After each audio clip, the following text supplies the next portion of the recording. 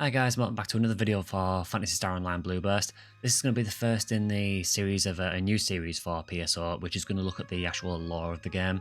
I know that there are some channels that have covered this to an extent already, but I thought, as we are predominantly a Phantasy Star Online channel, I wanted to do this because there has been a few requests for this as well.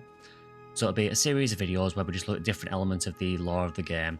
We will predominantly cover Episode 1, Episode 2 and Episode 4, but we may also cover Episode 3 if there is demand for that as well later on. But we'll go through at least Episode 1, 2 and Blueburst as well. If you've got anything particular you want to see, by all means leave them in the comments below, but we'll be uploading this as a semi-regular series, so probably once every week or two. So I hope you enjoy the first in the series, and in this one we're going to look at the Pioneer project.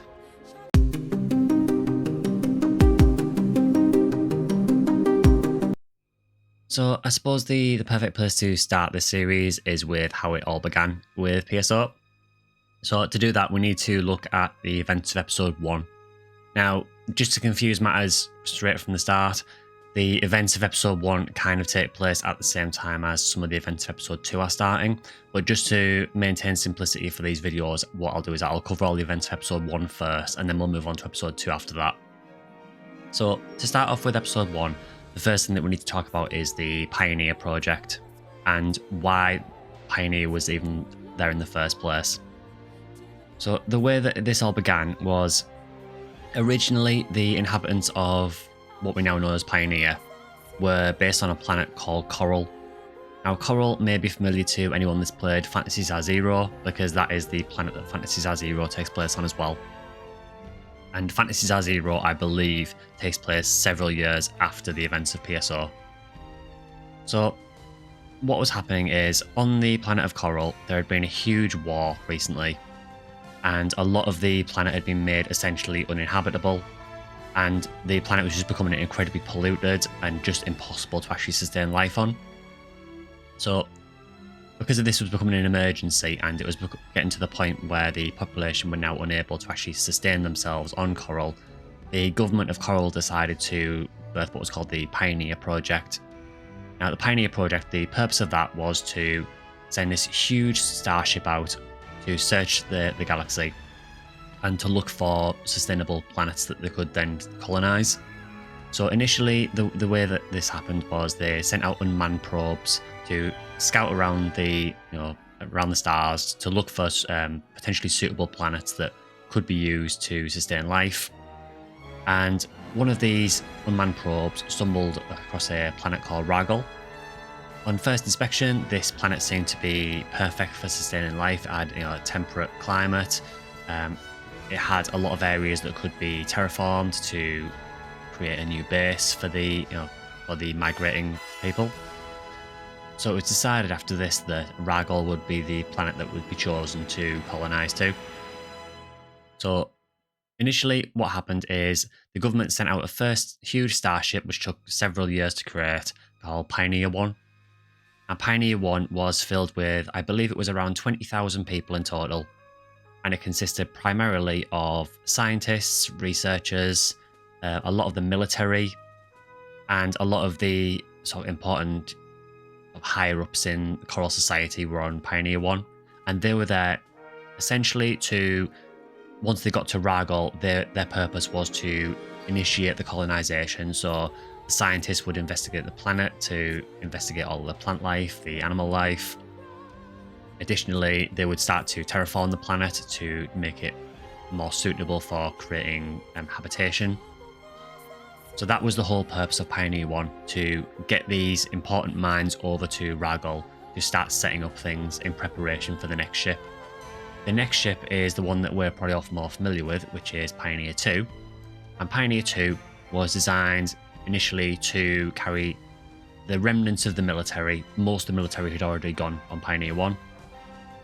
It was also to take along the civilians and essentially anyone that couldn't fit on Pioneer 1. And this also includes the Hunters Guild, which is a mercenary organisation that takes on tasks on behalf of the government and on behalf of individuals as well. So they were primarily based on Pioneer 2. So once Pioneer 1 finds Ragol, they get to work and they start to set up all of the central dome. To do that, the way that they actually set the central dome up is by dismantling Pioneer 1. So that is why you never actually see Pioneer 1 in the game, because Pioneer 1 has been dismantled and they've used the materials from Pioneer 1 to start setting up the habitation on Ragol itself.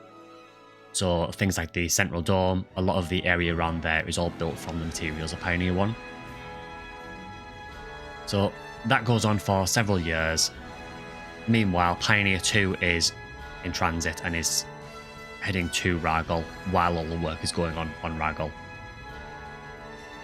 But 7 years later, Pioneer 2 then arrives in orbit around Ragol, and they attempt to set up a communication link with Pioneer 1 just to establish communications, and obviously the next plan would be then to start offloading the citizens of Pioneer 2 to assist with the development of the base on Ragol, and also to get people colonized into their new accommodation and get them used to their new life on Ragol.